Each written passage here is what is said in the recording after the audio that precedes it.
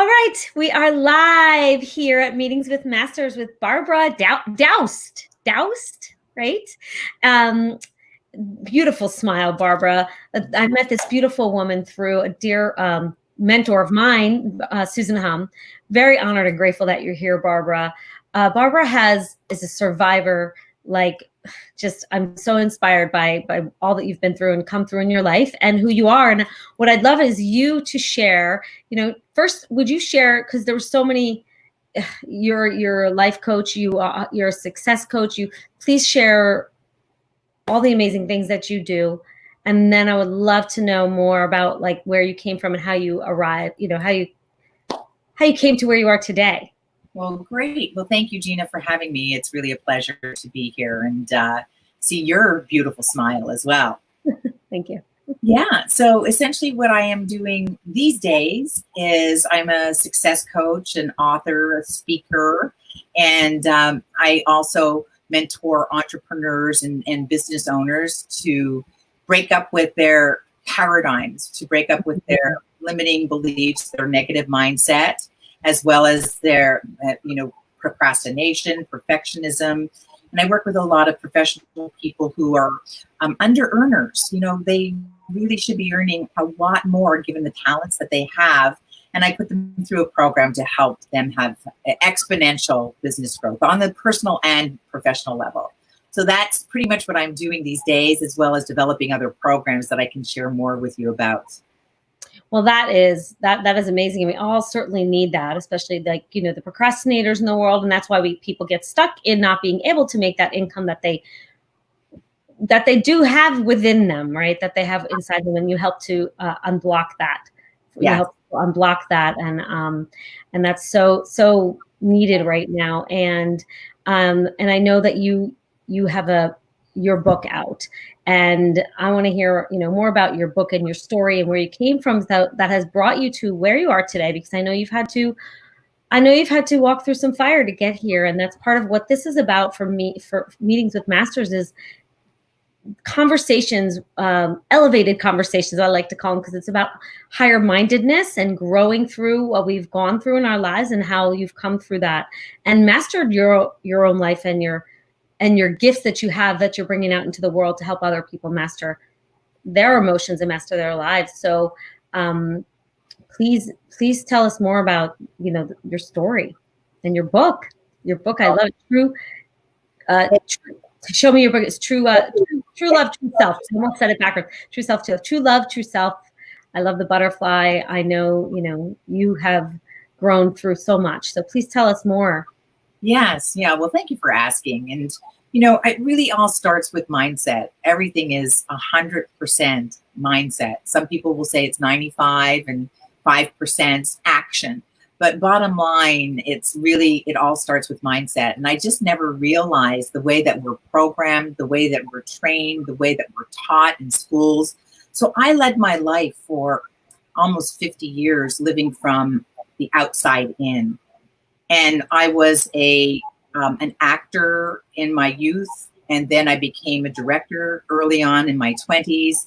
And I had a theater company in San Francisco that I was the artistic director of for many years with my late husband.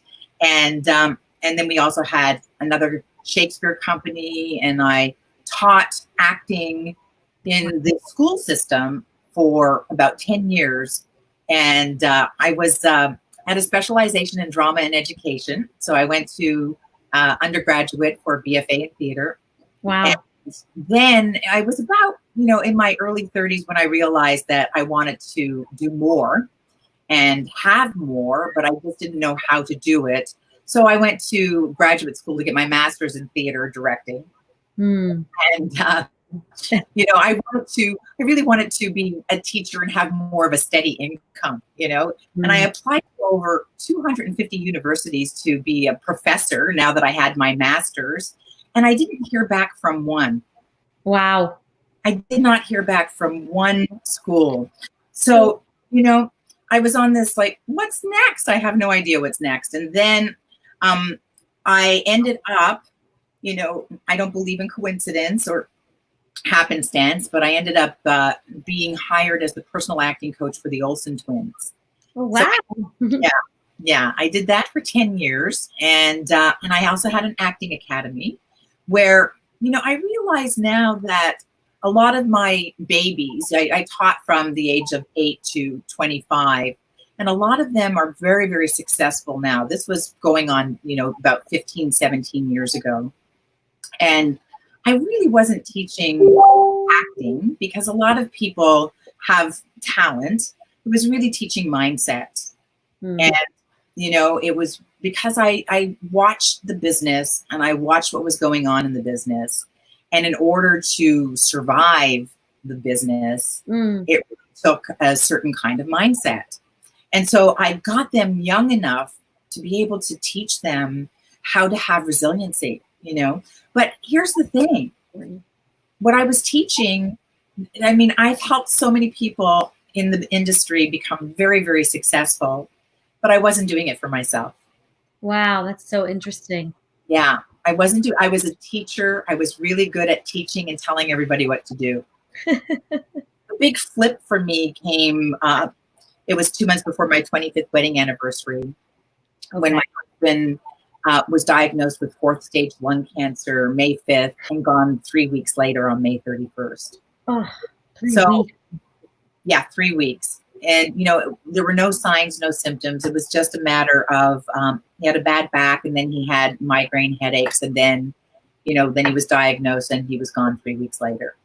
So that sent me into a complete spiral downward. And I say to people, I had to lose the love of my life to find out I didn't really know how to love myself. Oh, that's so powerful. True love, wow. True self. Hence the book. Yeah, it's true, right? You had to. I mean, go on. Thank you for sharing that. It makes so much sense, and I feel people don't. You don't know that till you go through that kind of a fire. Really. Exactly. And the unfortunate thing for me at that time was that I had never experienced depression in my life. I was a go-getter, leader, director, produce. I'm a recovering perfectionist. I was just like, I get it done. And, but, I didn't have money or self-worth and self-value attached to that, which is what, I'd like to talk about tonight. But I realized I didn't have tools. So I didn't know how to deal with grief. I didn't know how to deal with depression. I didn't know how to deal with everything has capsized. And I shut down my school. I shut down my private practice. And I went on a journey. And so the book is True Love, True Self, A Journey to Self-Love. And I just really learned along the way, but I was in a state of PTSD. And because I couldn't stop looping images of my loved one passing in front of me, it felt like I was in a movie and I was just waiting for the director to call cut. Yeah. I couldn't put any kind of reality to it. And then shortly, within a year of that happening, I found Patrick's mother dead in her apartment. And then my father was diagnosed with lung cancer and gone within 2 months. A best friend also was diagnosed and gone within 2 months. And then my brother-in-law jumped out of a plane and his parachute didn't open. Oh my goodness. He's a diving instructor. So I got that slam, it was a lot. It was in 2 years, I lost 5 of my closest people. And so it was almost like, like it felt like a psychotic split from my old self.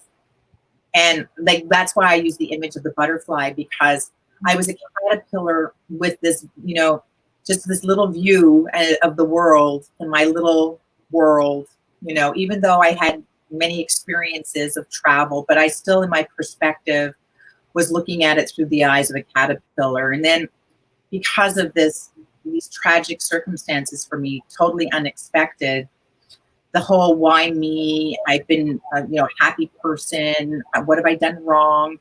And so that sent me on a quest of, what's really here for me, what's present for me. And then I went for about 3 years. I chose to drink into, a comatose state every night for about 3 years. And I didn't have a drinking history. I just didn't have tools. I didn't know what to do. Right. And in that goo, that muck, when the caterpillar goes into the cocoon and it turns into muck, it just becomes this metamorphosis of what's called the imaginal cells, right? And then these imaginal cells are eating the old self. Oh my goodness, that's so powerful. Yes, so beautiful. Mm-hmm. Yeah, and that's kind of what I felt like, until once I blossomed and found some resources and some tools and some help and some support. Then the butterfly, it has a different point of view, right? It's looking up now and looking at things from a different perspective. And so it was a really big shift. I started with, I think one of the things was using my hands, and I got into a pottery class. And that really helped me to become present just by clay spinning on a wheel. Wow. And I got present. Yeah. That's so, it just reminds me of the movie Ghost, which came up. I happened to see a flash of that movie the other night, which is so interesting because when, a little bit about my story that my daughter died. And so I remember going through a lot of what you're speaking of. And that movie Ghost had previously been out. And anyway, so it's just reminding me of her in the pottery after he had been gone. So, so that sounds like it was something that was cathartic for you and allowed you in that time of metamorphosis where you, like you said, when your wings start to slowly open up again too, is what I feel like. It's like they slowly, you come out of the muck, you slowly start to look up, like you said, right? Yeah. And you have this sense of, this sense of like, wonderment and like, okay, wait, I am going to be okay. What can I do with all of this? Was there? Yeah. It wasn't without a whole lot of anger. And then a friend led me to a program, a spiritual psychology program, a master's in spiritual psychology at the University of Santa Monica. And I had no intention of coaching. I had been a teacher my whole life. I had no idea what was next. I was like, am I going to be a realtor, property manager? How am I going to survive? I went on a cathartic journey in Sedona, and I was led through a journey, and the woman said, so what's your purpose in life? And I wanted to create all kinds of stories about, I don't know how I'm going to make money. And then finally out of my mouth, she said, what's your purpose in life? And I said, love. Mm-hmm. And she said, well, thank you. That's the end of the session for today. And I was like, what? That's not what I came here for. How am I going to make money on love? How am I going to survive on love? I just lost the love of my life. And you're telling me that that's my purpose, And so it took a while to investigate what that meant for me. Mm-hmm. And I had no intention of coaching. So I did that program. And then I certified in a life coaching program, which was the Quantum Success Coaching Academy, and studied the universal laws. And but to certify, I had to start working with people. And then when I started working with people, I was like, oh my gosh, this works. And so it was a real flip of going from the inside out. Inside out. And a lot of the inner work. And I mean, in the beginning, I was seeing a therapist, a hypnotherapist, and I was doing everything I could to understand my energetic field, really, what was my world. And then it wasn't until I met Bob Proctor in 2013 that my business took off, because he showed me how to combine success principles, universal laws. So I had been more of I kind of like was coming out and spreading my wings as a spiritual coach and transformational coach, and helping a lot of people tap into their true self, their authentic self, and to step into their greatness, which is still my mission in life. I believe is for people to step into their truth. And if you're in front of me and you're speaking a lie, I won't allow it. I won't allow for any lie. It's just, I'm so committed to what is your truth and how can you be in the truth. I love that. And I think that was it for me, because of having been a perfectionist. I was just living so many lies and telling myself so many lies. about my worth. And then as I started working with people and, and businesses and combining success principles and spiritual laws, I started really seeing that self-worth and self-value was the key to increasing net worth and net value. Wow. Yeah. And so because no matter what you're thinking of yourself, that innermost dialogue to yourself, your self-image, you'll never outperform your self-image, and you'll never outperform what you already know. So you have to, in order, I say to people, I tell people, you really don't know who you are, and you never will until you discover the parts of yourself you haven't yet met. Oh my God, that's so beautiful, profound, and true. Yeah, really. Because otherwise you're lying to yourself if you're making up excuses and not wanting to look at yourself and uncover those pieces of you. And you don't, I can speak for me, having been in on that similar path. I didn't know it. You don't know it. You were lying to yourself, but you didn't even know it. Right? That's right. Until you uncover and decide that was worth more to you than anything in the world, to uncover your true self. When I was directing and having an acting academy and telling everybody else what to do, if anybody came to me and said I didn't know how to love myself, I would have gone, really? Who are you talking to? But it wasn't until I lost the love of my life, who I didn't even realize how codependent I was, because all of my value was based on him valuing me, him loving me. Love for me was nothing but my family and my husband. And so in this journey and in this experience, my understanding of love grew. I never knew that I could ask people for help and that they would show up.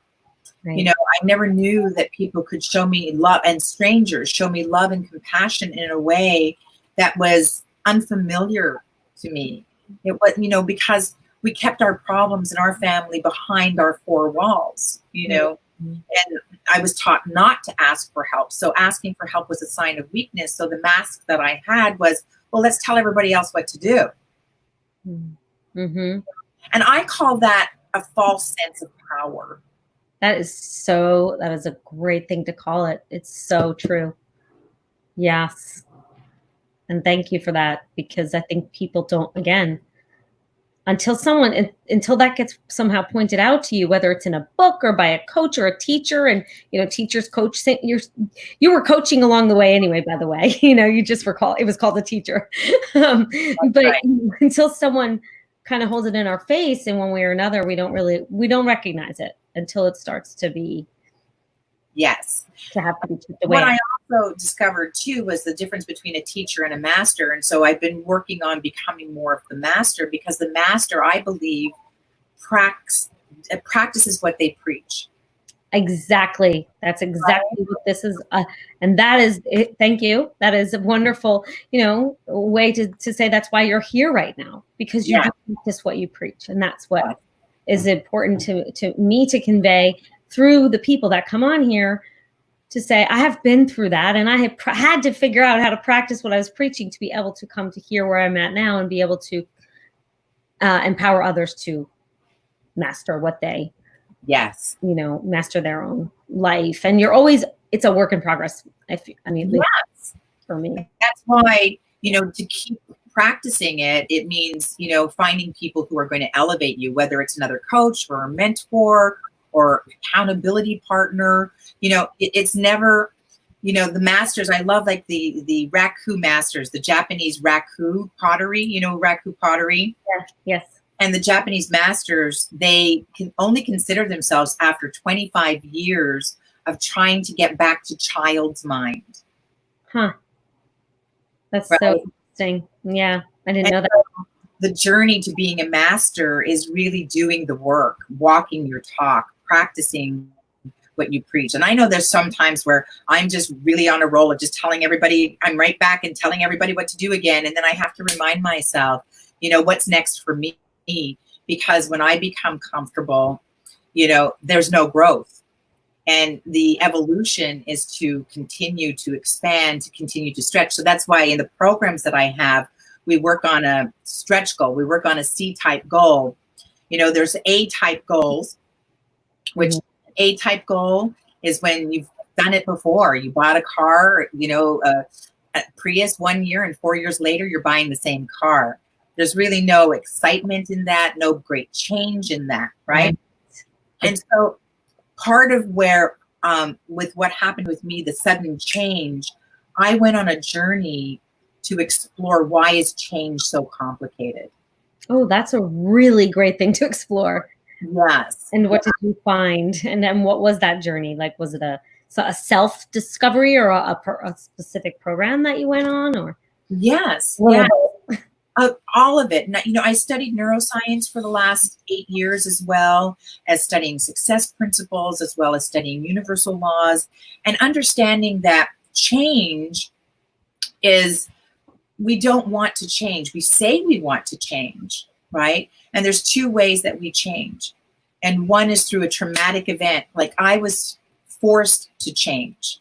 I didn't want to change, but through a traumatic event, or maybe even an ecstatic event, you know, there's a change that can happen. Like the old self is shook up, right?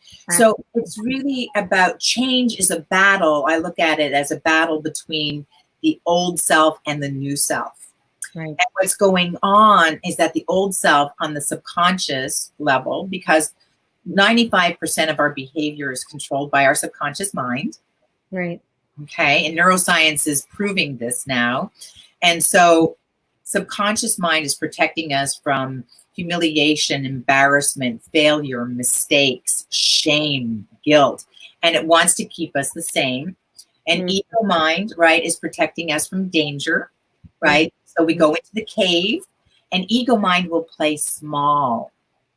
Right. And in order to protect us from danger. So a lot of people think that ego mind is like, you know, I'm boasting and I'm big and I'm loud. Right.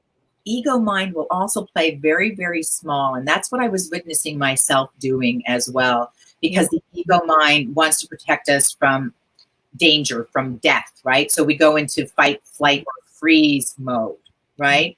So those are the reasons that we go into the comfort zone, because when we change the old self, what, you know, our thoughts lead to our feelings, and our feelings are a vibration. That vibration ends up in our body.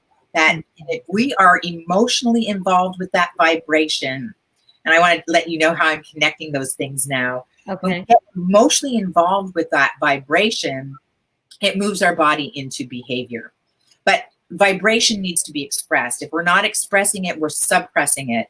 And a lot of the time people, and when they start to feel a stretch, they're going to feel anxiety. And that anxiety brings them right back to the cave, right back to what they know. Right. So we've got one foot on the brake, right? We've got one foot on the gas, and we're in this state of like, what do I do? What do I do? We want to take our foot off the gas, but that comfort zone, that old self, doesn't want to let go for fear, right? So it's that concept of, you know, false evidence appearing real. Yes. We're creating in our mind. We're feeling it in our body, right? Because subconscious mind doesn't know the difference between real or imaginary. Right. So accepting whatever we're giving it as the truth. And if we're emotionalizing it, it's going to stay there. So what I work with is a B-type goal now. Okay. Where you've got it figured out. You want to write a book, you know how to write it, you know, you just got to sit down, but there's no real juice to it. Okay. And a C-type goal is when you're going after something that you've always wanted to do. It's the dream that's inside of you, that you've always made an excuse, a rationalization, a justification, and all your program, your conditioning comes up and says, you can't do it, you can't have it, you're not worthy, you don't have enough, you can't, you know, and you can't. I was somebody who had to get ready to get ready to get ready. Yes. Hello. Yeah. Oh, you know, but Nike's got it right. You know, feel the fear and do it anyway. Yes. Right? Because what's really going on in the body is like the old self, you get a new idea. Let's say you have a C-type goal that you're really excited about. Like, for example, I worked with a 72-year-old client who wanted to lose weight. And I said, Mary Grace, you're not going to, you know how to lose weight. you know how to go to the gym, you know how to hire a trainer, you know how to eat right. So we need to make this a really exciting goal. And so I just probed a little bit more and found out that one of her heroines was Ernestine Shepherd. Ernestine Shepherd, do you know who she is? I don't.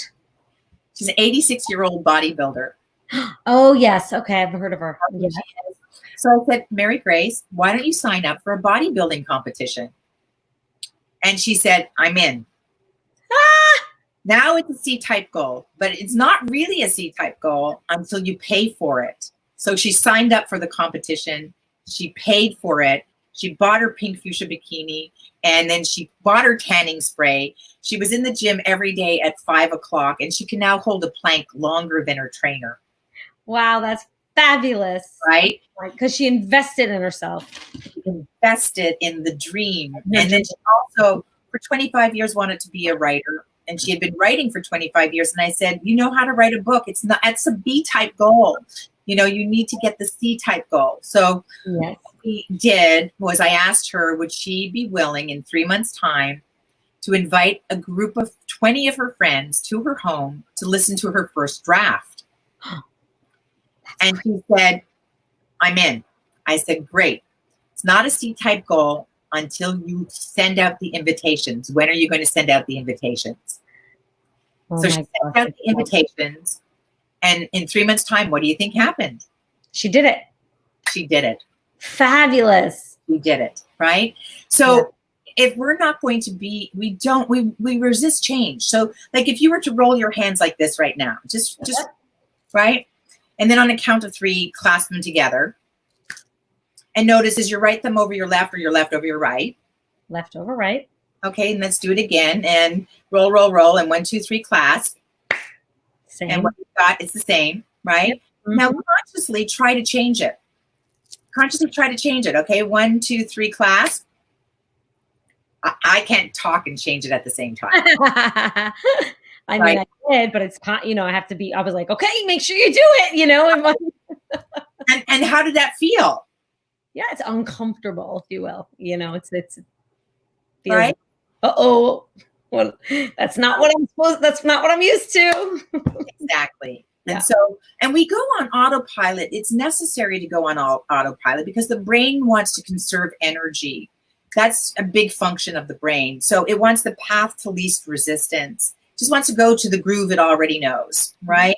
Yeah. And because if we had to think about blood going through our veins and our muscles attached to our ligaments and to our bones, we'd never get anything done, right? Mm-hmm. Right. So autopilot, which most people are on autopilot a good 95% of the day, mm-hmm. is really important to conserve energy. But when it's about really making changes, we've got to get uncomfortable. We've got to get challenging. We've got to get outside of what we know. And then what's happening when we make that decision is the old self that's stuck in the paradigm, that's stuck in the program, that's stuck in the pattern, is saying to the new idea that is really getting excited and energized, get out of here, we don't want you, get out, get out, get out. And the new self is going, but I want to try this, I want to. And the old self is going, no, you're going to kill me, you know, I want you to die. And the new self is going, no, you're going to die. And so that creates in the body anxiety because it's two opposing vibrations and it's two opposing selves, right? And so I call that the battle within, and it's a battle with the old self and the new self. Yeah. Right? So if you're not going to consciously, deliberately create the effort to change, you're going to sit on your sofa, you're going to have the remote, and you're going to complain about people who are having success while you're sitting there enjoying the comfort of a bag of popcorn. You know? Thinking, you know, or judging. Exactly. And judging yourself. That, yes, I shoulda. Yeah. And so now for me, what's come full circle is that self-image is so important to shake it up, to really shift, you know, and get out of the environment that you know. Start wearing different clothes, start doing different hairstyles, you know, whatever it is, wear different classes. And that has brought me back to my acting coaching and acting teaching And now I'm teaching people to act their way to success I by love becoming, because really here we are and we have our vision up here. And we have to, and you've heard it said over and over again, you've got to come from the dream. Yes. You've got to be the dream, right? Yes. Well, you can't be the dream until you have the thoughts, the feelings, and the actions, right, of that person at that place of the dream, owning it, being it. Not Ernest Holmes, but Neville Goddard says, coming from your wish fulfilled, right?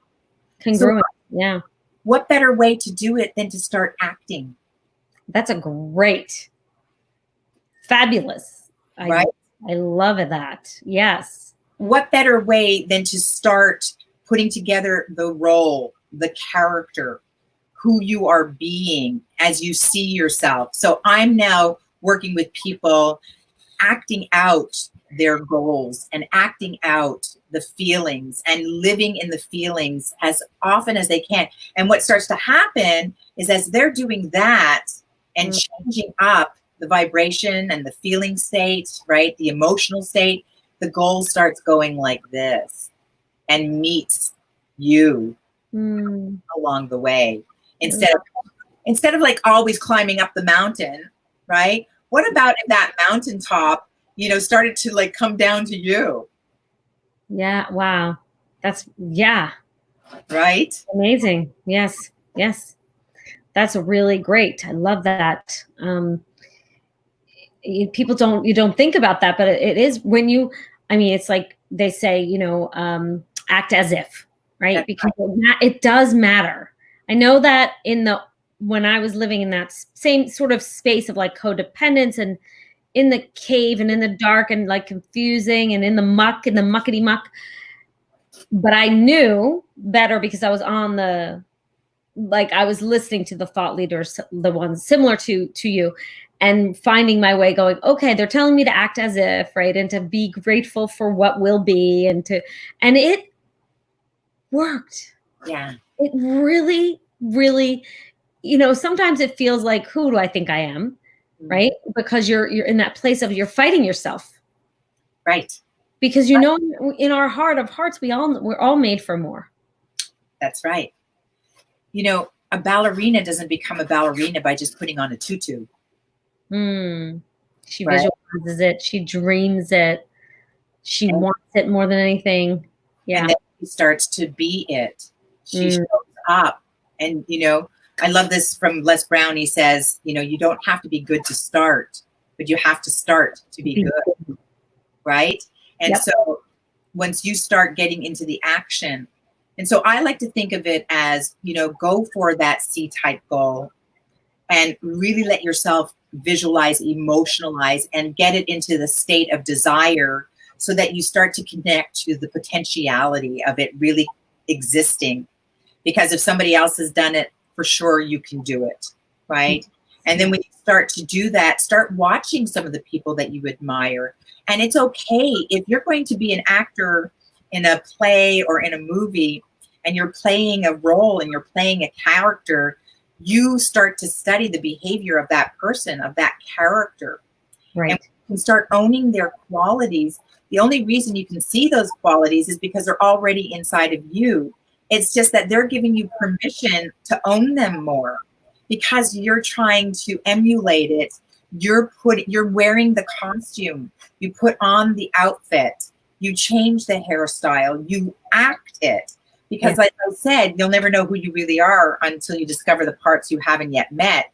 But the one thing I didn't say was you have to pretend. You have to pretend. And so because fake it till you make it, but feel good about it. Yes.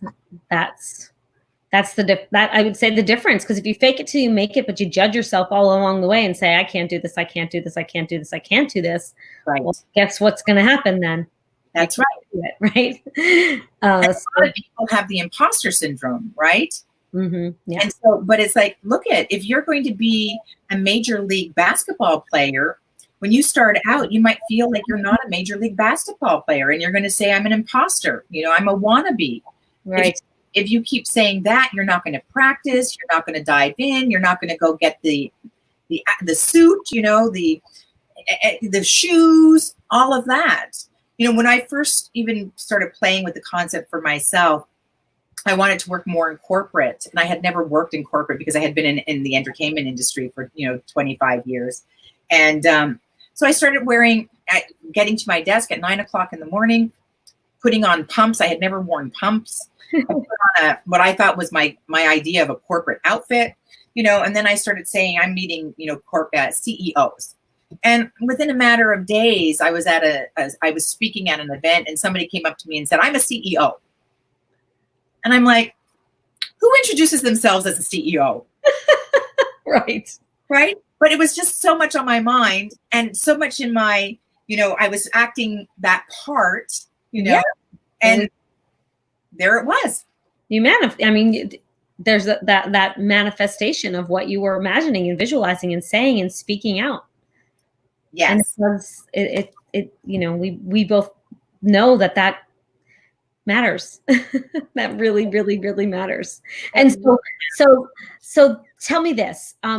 So then, because you do all of these great things, and you have all the wonderful, amazing tools. So in the acting, the teaching people how to, act this to become to get to where they want to be in life.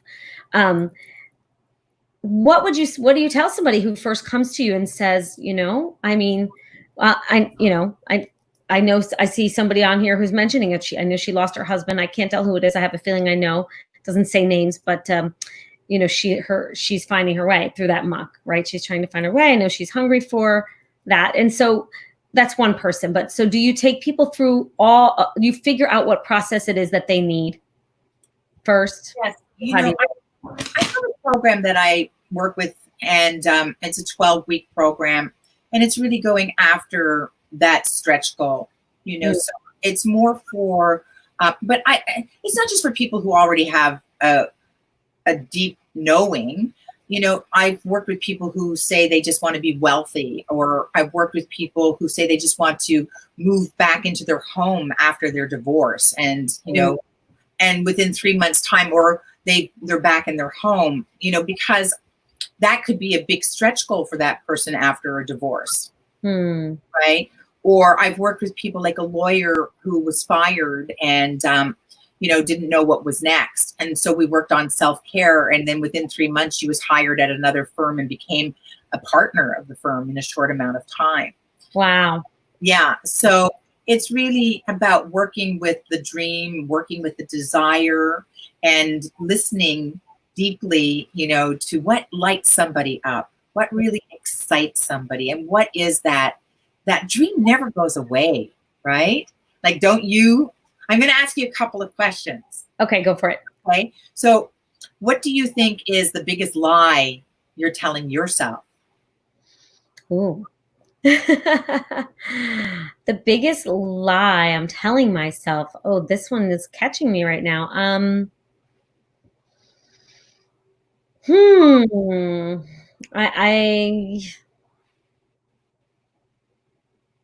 biggest lie. I'm stuck on this one right now, Barbara. I don't. Maybe it'll come back. So now, what's the dream, Gina? What's that deep, deep dream that has never gone away?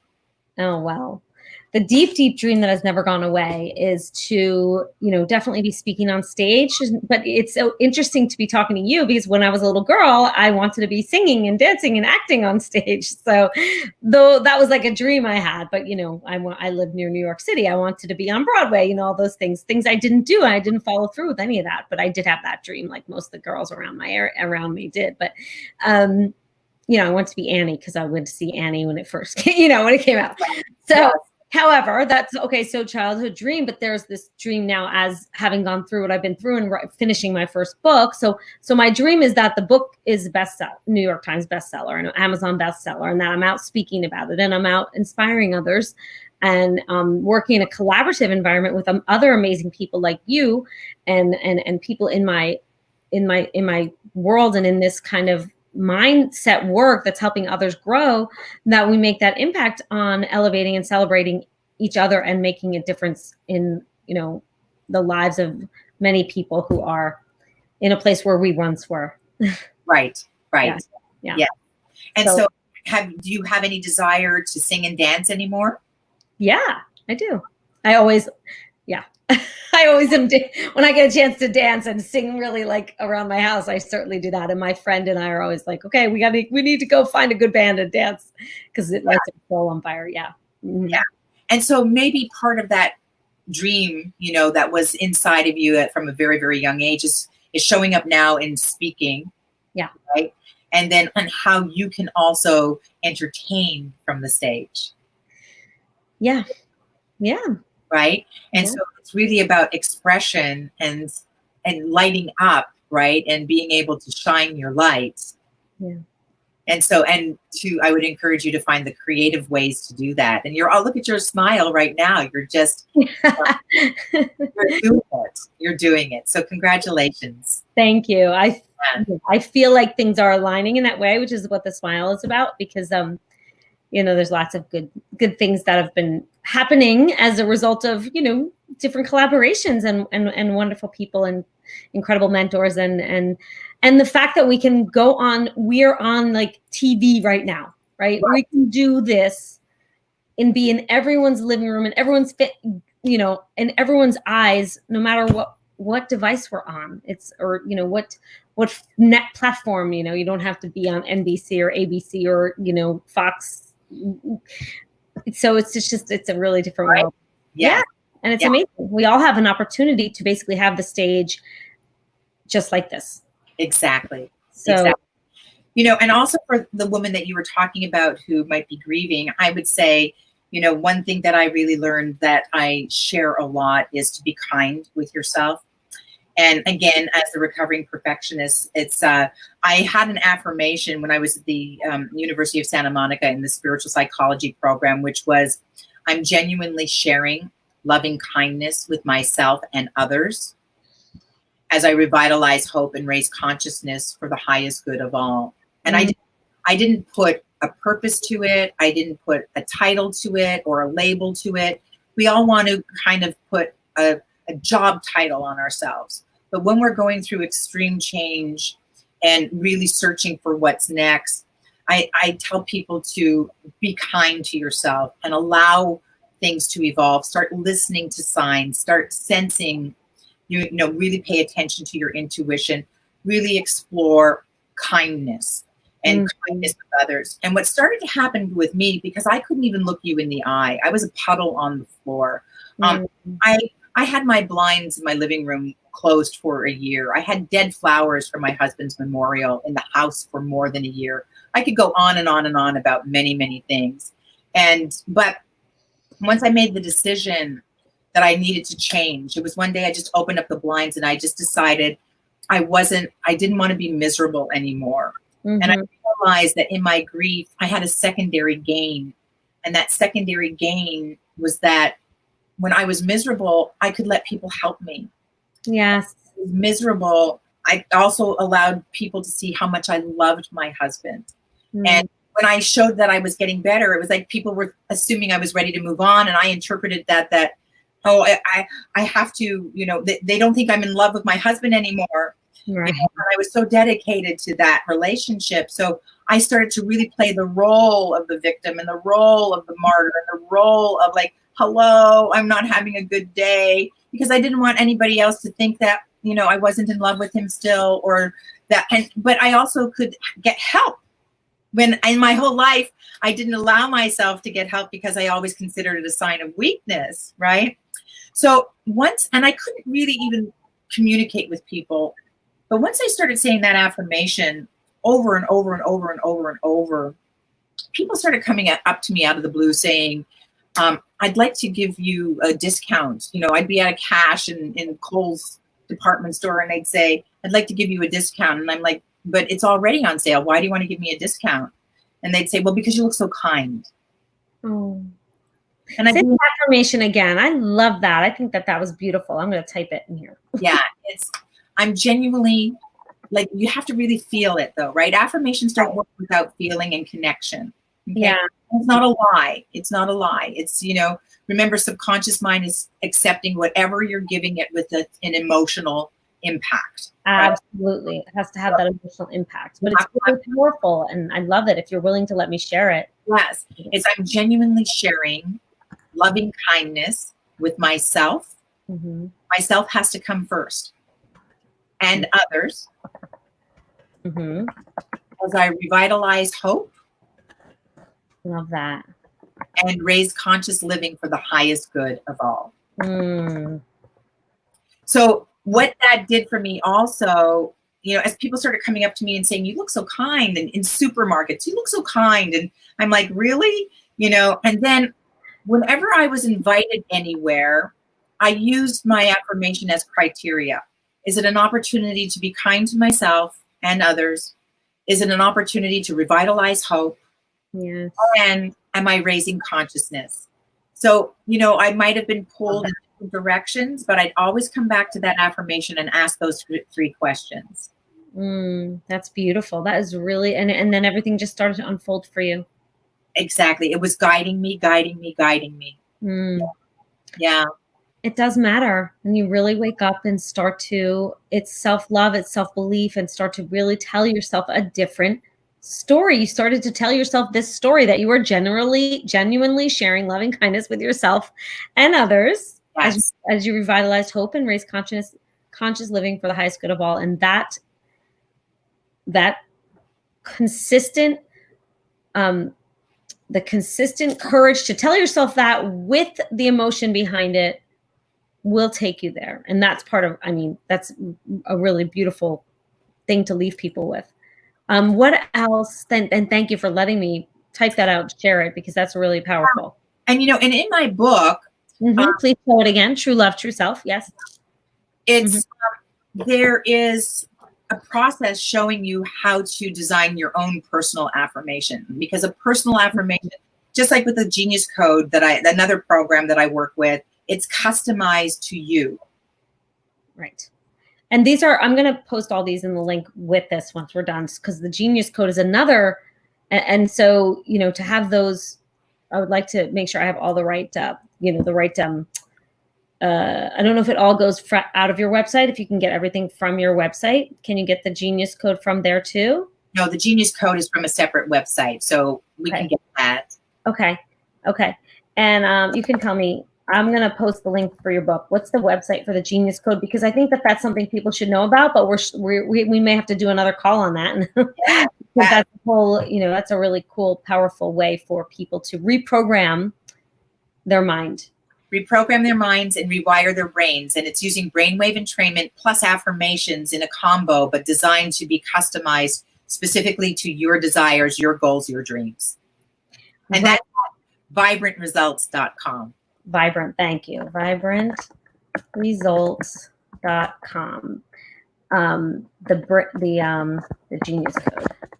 Because you just go ahead, while I'm typing this, show people how that works, if you don't mind. How you told me about the habit.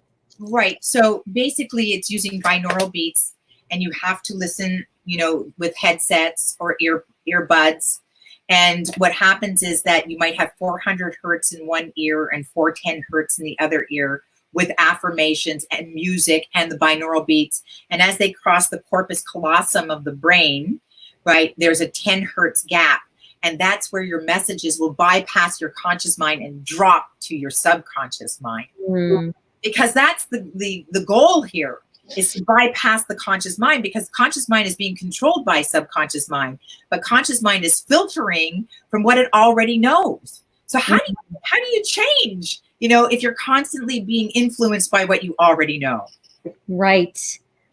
And that is something that is so powerful. I mean, just, wow, you have amazing tools here for people to be able to really take it up to the level they want to be at. And so I'm just honored and grateful that you're sharing it here with us. Honored and grateful that you shared your path and your journey with us, because you're such a light in this world. And that's always the kind of person I want to work with and collaborate and make an impact with. And just doing this here tonight, you know, matters. And whoever else we can share. And if you are watching and you could share this out on your networks, please do. The people need these tools that Barbara has and that she's sharing. So Barbara, thank you. Is there anything else you want to share before we end for the evening? Just my other website, which is, my name, barbaradoust.thinkingintoresults.com. Mm-hmm. That's another wonderful program. And stay tuned. I'm developing another program with amazing partners called Discover Greatness Within, because it's really my passion to bring out greatness. It's a lie that I was telling myself, Gina, is that I didn't know enough. Thank you. That is, yeah, I think that's a big lie we all tell ourselves. And thank you for telling me mine too, because that is really that I don't know enough, that I'm not, smart enough, good enough. These are big lies that we tell ourselves, and they're not true. That's right. Not true. So let's help people find their way past those lies. And thank you so much, Barbara. Yeah. And thank you for sharing your story with me and getting to know you and what you're doing and putting out to the world. Congratulations, Gina. Shine your light, speak, maybe do a little song, a little dance when you start speaking on stage, and and keep that smile just entertaining and lighting up the world. Thank you. You too. Thank you. And maybe we'll talk about some acting coaching. That would be really fun. Yes. Yeah, I would love that. I would love it too. All right. Have a wonderful night. And thank you so much, everybody, for watching. Bye. Thank you. Bye.